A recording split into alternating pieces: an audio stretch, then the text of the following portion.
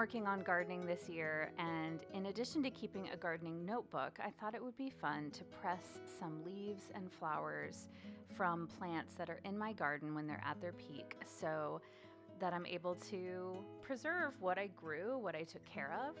So I took some cuttings, pressed them between a couple of sheets of printer paper. I labeled them so I wouldn't forget which was which. Put them in a large book and then underneath a stack of heavy books for a couple of weeks so they had the chance to press. Of course, my cats helped out immensely with this project.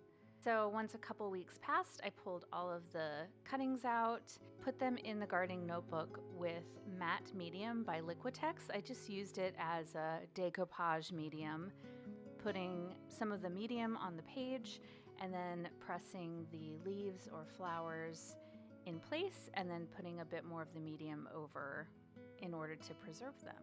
I allowed each of the pages to dry for about 30 minutes or so before I would work on the next page. And I love how my gardening notebook turned out. I'm still working on it, still adding to it, still making notes.